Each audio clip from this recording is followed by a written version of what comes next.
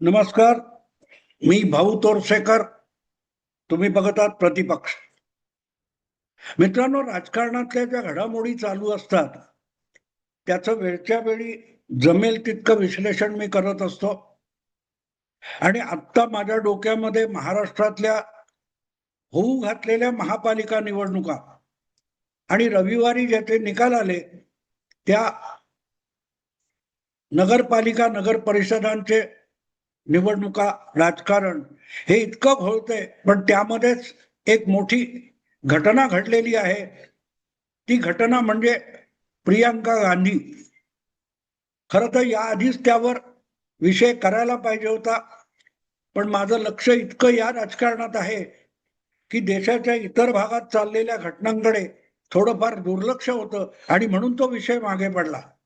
पण तो टाळून चालणार नाही. याचं कारण असं की ज्यावेळेला हे चालू होतं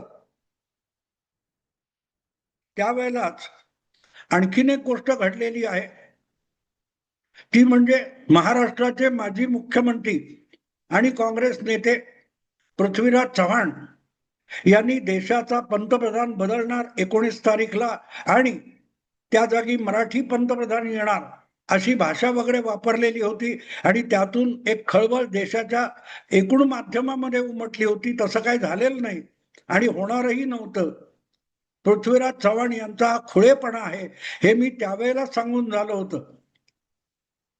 पण त्याच दरम्यान आणखीन एक दोन घटना घडल्या होत्या आणि त्यापैकी एक घटना म्हणजे अचानक, नेहमीप्रमाणेच पण अचानक, संसदेचं अधिवेशन संपलेलं नसताना लोकसभेचे विरोधी नेते राहुल गांधी अचानक उठले आणि परदेशात निघून गेले.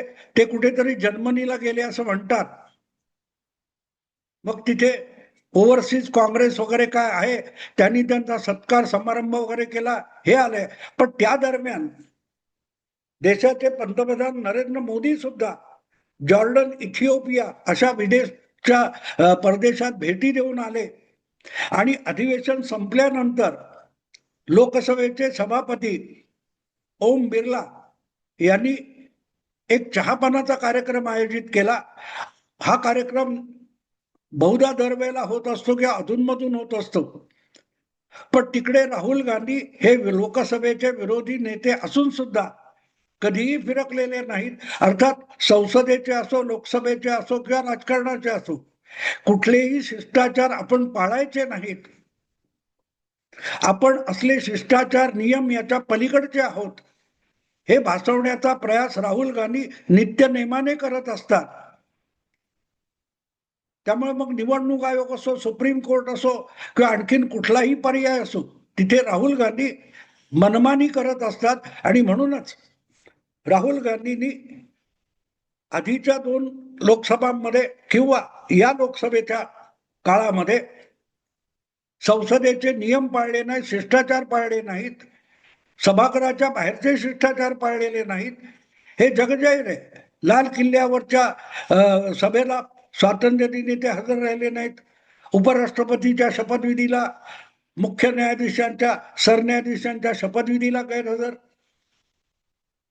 आपण स्पेशल आहोत आणि जिथे आपण स्पेशल नाही, सगळेच्या सगळे कॅमेरे आपल्यावर रोखलेले नाहीत, अशा ठिकाणी जाण्याविषयी राहुल गांधी यांना कमालीची लाज वाटते का संकोच वाटतो माहिती नाही. पण असो, ते राहुल गांधी गायब झालेले असताना आणि राहुल गांधींच्या नेतृत्वाखाली काँग्रेस आल्यापासून सातत्याने मोदी सरकार बरोबर जो संघर्ष सुरू झालेला आहे त्यामध्ये एक वेगळा पदर निघालेला आहे की पहिल्यांदाच या लोकसभेमध्ये राहुल गांधींची भगिनी प्रियंका वाड्रा या वायनाडहून पोटनिवडणुकीत निवडून आल्यात आणि त्यामुळे या लोकसभेच्या सदस्य आहेत.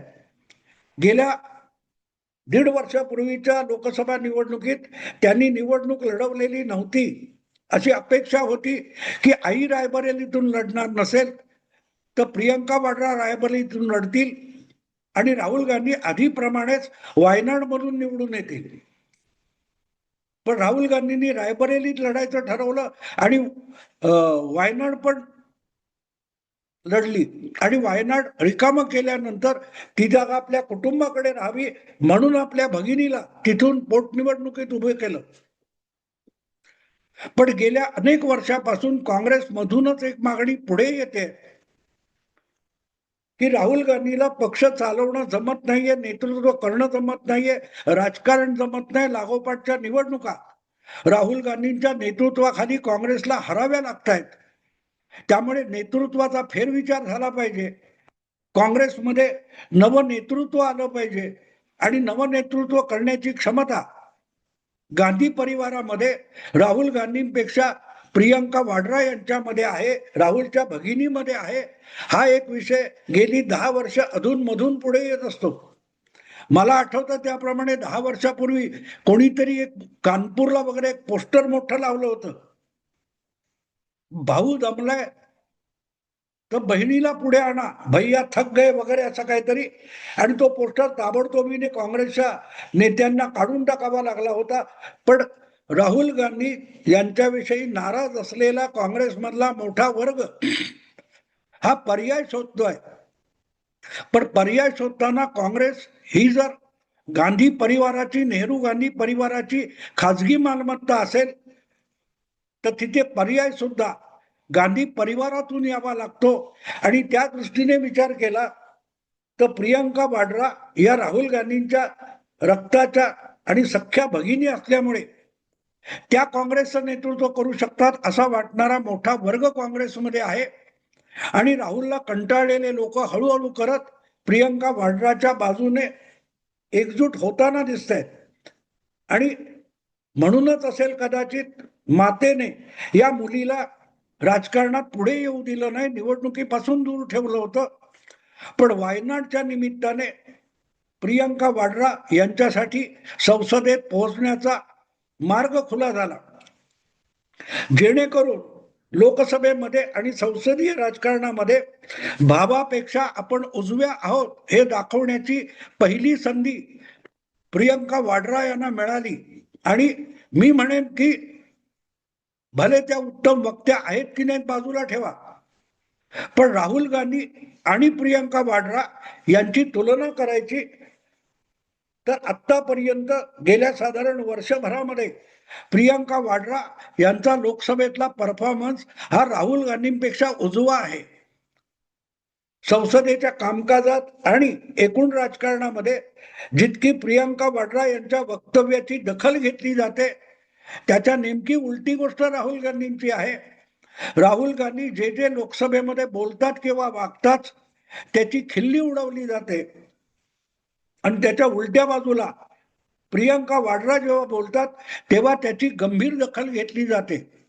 अगदी नितीन गडकरी यांच्यासारख्या मंत्र्याने सभागृहातच त्यांना सांगितलं, तुम्ही जे म्हणताय त्याप्रमाणे तुमचं काम अडलं असेल तर तुम्ही आत्ता बैठक संपली की माझ्या कार्यालयात या, मी तुमचं काम मार्गी लावून देतो.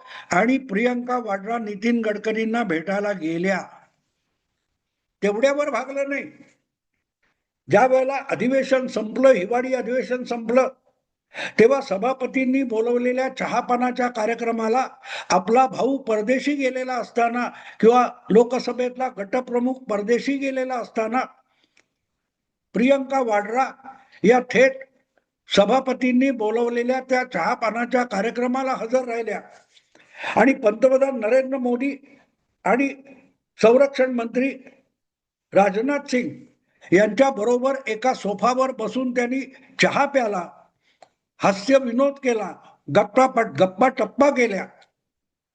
आणि त्याचं जे छायाचित्र प्रसिद्ध झालेलं आहे त्यामुळे अनेक लोक काँग्रेसचे प्रामुख्याने राहुल भक्त काँग्रेस पत्रकार वगैरे विचलित झालेले आहेत की प्रियंका वाड्रा ही काँग्रेसला आणि राहुल गांधींना कमजोर करते. अशा तक्रारी मीडियातल्या गांधी प्रेमी, गांधी घराणं प्रेमी, राहुल भक्त लोकांकडून सुरू झालेले आहेत. आणि त्यामुळे मनात अशी एक शंका येते की प्रियंका वाड्रा यांच्या डोक्यात काय चाललंय.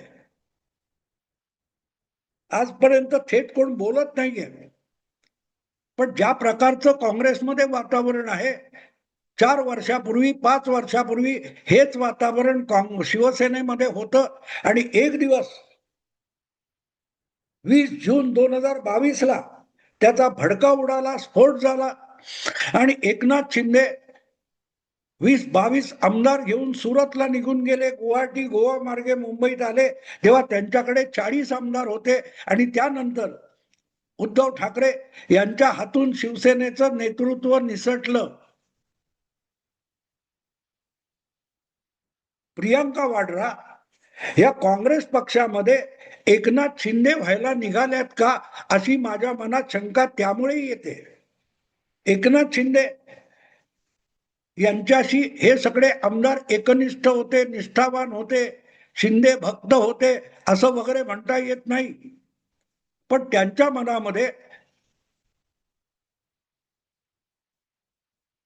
उद्धव ठाकरे यांच्याविषयी जो राग होता, त्या रागातून या 40 आमदारांना एकनाथ शिंदेकडे जावं लागलं, त्यांच्या मागे एकजूट होऊन उभं राहावं लागलं. कारण या सगळ्यांना उद्धव ठाकरे यांच्या नेतृत्वापासून मुक्ती हवी होती. शिवसेना उद्धव ठाकरेंच्या कब्जातून मुक्त करायची होती. असे सगळे आमदार एकनाथ शिंदे यांच्या मागे उभे राहिले. कारण त्यापैकी नेतृत्व करण्याची क्षमता असलेला एक खंबीर नेता या नाराज लोकांना हवा होता. तो एकनाथ शिंदे यांच्या रूपाने मिळाला आणि तो मिळाल्यानंतर त्याला अर्थातच भाजपकडून साथ मिळाली आणि सुरत गुवाहाटी या मार्गाने गोव्यात जाऊन पुढे मुंबईत आलेले एकनाथ शिंदे मुख्यमंत्री झाले. उद्धव ठाकरे यांच्या हातून पक्षाचं नाव, पक्षाचं चिन्ह वगैरे गेलं. पण त्यापेक्षाही मोठी गोष्ट, आता काल परवाचे नगरपालिकांचे निकाल बघितले तर निवडणूक आयोग, सुप्रीम कोर्ट इथून जी शिवसेना एकनाथ शिंदेच्या हाती आली त्यावर एक प्रकारे महाराष्ट्राच्या कानाकोपऱ्यात शिंदे यांच्या यशाने शिक्कामोर्तब केले की बाळासाहेब ठाकरे यांनी स्थापन केलेल्या शिवसेनेचा खरा वारसा, बाळासाहेब ठाकरे यांचा वारसा म्हणायचा तर तो राजकीय असतो. एखाद्या राजकीय नेत्याचा वारसा हा राजकारणातला असतो, रक्तातला नसतो. शरद पवारांना यशवंतरावांचे मानसपुत्र म्हटलं गेलं. मग त्याच भाषेमध्ये एकनाथ शिंदेना बाळासाहेबांचा मानसपुत्र म्हणता येईल इतक्या त्यांच्या भूमिका एकनाथ शिंदे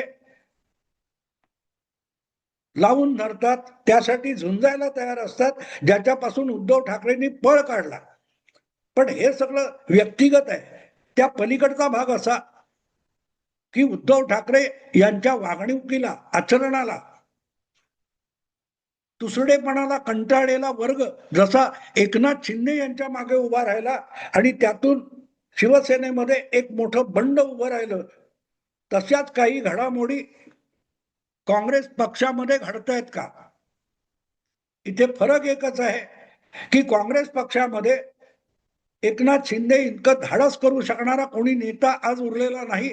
त्यामुळे राहुल गांधींच्या पोरकट गोष्टींसमोर सुद्धा प्रत्येकाला मान तुकवावी लागते. तेव्हा राहुल गांधींच्या या पोरकटपणाला आव्हान देऊन त्यांच्यापासून काँग्रेस मुक्त करायची असेल तर कोणीतरी गांधी परिवारातला नेता म्हणून पुढे आला पाहिजे. आणि त्या दृष्टीने काँग्रेसमध्ये काही लोकांनी प्रियंका वाड्रा यांना पुढे केलंय का? कारण जे आरोप आजपर्यंत इतर सगळ्या काँग्रेस नेत्यांवर झाले, ज्या 23 नेत्यांनी 24 तास काँग्रेसला अध्यक्ष असला पाहिजे असं आग्रह धरणारं 23 नेत्यांनी पत्र लिहिलं होतं, त्यांच्यावर उलटे आरोप करून राहुल गांधींनी त्यांना काँग्रेसमधून हाकून लावलं, जवळजवळ बाहेर काढले त्यांना. तेच होऊ शकतं म्हणून काँग्रेसच्या कोणा नेत्याची हिंमत नाही. पण काय तोच आरोप सोनिया गांधींच्या विरुद्ध कारस्थान, राहुल गांधींच्या विरुद्ध कारस्थान असा आरोप प्रियंका वाड्रा यांच्यावर होऊ शकतो का? प्रियंका ही राहुल गांधींची भगिनी आहे, सोनिया गांधींची कन्या आहे. त्यामुळे त्यांच्यावर हा आरोप होऊ शकत नसेल तर त्यांच्या नेतृत्वाखाली बंडाची तयारी होऊ शकते आणि सुरळीत होऊ शकते. या दृष्टीने काही हालचाली चालू आहेत का? कारण नितीन गडकरींना जाऊन भेटणं, त्यांच्याकडून आपली कामं करून घेणं, मोदी आणि राजनाथ सिंग यांच्या बरोबर बसून हास्य विनोद करत चहापान करणं, गप्पा टप्पा करणं हे राहुल गांधींच्या एकूण काँग्रेसी राजकारणाला उभा छेद देणारं कृत्य आहे. आणि ते जर प्रियंका वाड्रा यांनी केलेलं असेल तर एक तर राहुल गांधींनी प्रियंकाच्या विरुद्ध कारवाईची तलवार उपसली पाहिजे, किंवा मग हतबलता दाखवून प्रियंका वाड्रा जे काय वागतायत त्याला मोकळीक दिली पाहिजे, त्याबद्दल तक्रार करता कामा नये. हळूहळू करत काँग्रेस पक्षामध्ये आपला एक गट, आपली एक लॉबी निर्माण करण्यासाठी प्रियंका वाड्रा असं वागतायत का, हा जितका महत्वाचा प्रश्न आहे तितकाच त्यांनी गडकरी, राजनाथ सिंग, मोदी यांच्याबरोबर दाखवलेली सलगी किंवा आपुलकी ही गंभीर बाब आहे की त्यांना काँग्रेसच्या अंतर्गत काही नेत्यांनी पुढे केलेलं असलं तरी भाजपचं वरिष्ठ नेतृत्व प्रियंका वाड्रांना ताकद देण्याचा प्रयत्न करते का, हा विचार करणं आवश्यक आहे. आणि म्हणून माझ्या मनात ही शंका आहे की प्रियंका वाड्रा या काँग्रेसमध्ये एकनाथी भागवत गाण्याच्या विचारात आहेत का. एकनाथ शिंदे यांनी जे शिवसेनेत केलं तेच भाजपच्या मदतीने किंवा भाजपच्या मदतीशिवाय प्रियंका वाड्रा काँग्रेसमध्ये करणार आहेत का, याचा प्रत्येकाने विचार करावा. ज्यांना राजकारणाचा अभ्यास करावा वाटतो, राजकारण समजून घ्यावं वाटतं, त्यांनी याचा विचार करायला हरकत नाही की जितक्या मनमोकळ्या वातावरणामध्ये प्रियंका वाड्रा चहापान करताना, गप्पा टप्पा करतानाच छायाचित्र आले ते अगदी राहुल भक्त आणि कडव्या मोदी विरोधकांना सुद्धा झोंबलेलं आहे. आणि ते झोंबलंय याचा अर्थच काही ना काहीतरी गडबड आहे अशी शंका घ्यायला जागा आहे. आणि म्हणून प्रियंका वाड्रा यांच्या प्रत्येक कृतीवर यापुढे बारकाईने लक्ष ठेवावं लागेल. यातून काँग्रेसमध्ये काही मोठ्या घडामोडी घडतायत का, आणि घडत असतील तर त्याला भाजपकडून काही प्रोत्साहन दिलं जातंय का, आगीत तेल ओतलं जातंय का, याकडेही बारकाईने बघावं लागेल. कारण ती गोष्ट राहुल गांधी यांच्या काय तो हायड्रोजन बॉम्ब होता, तो त्यांचाच बॉम्ब त्यांच्या काँग्रेस नेतृत्वाच्या खुर्ची खाली ठेवल्यासारखं होईल. हायड्रोजन बॉम्ब वगैरे शब्द राहुल गांधी वापरतात तेव्हा त्यांना ही गोष्ट माहिती नाहीये की राजकारणातले हायड्रोजन बॉम्ब हे आपल्या सगळ्यात जवळच्या व्यक्तीच बनत असतात. आणि प्रियंका वाड्रा ही तर राहुल गांधींची सख्खी भगिनी आहे. बघू काय होतं ते. थांबतो आता. आवडलं लाईक करा, शेअर करा आणि प्रतिपक्षाला सबस्क्राईब करा. नमस्कार.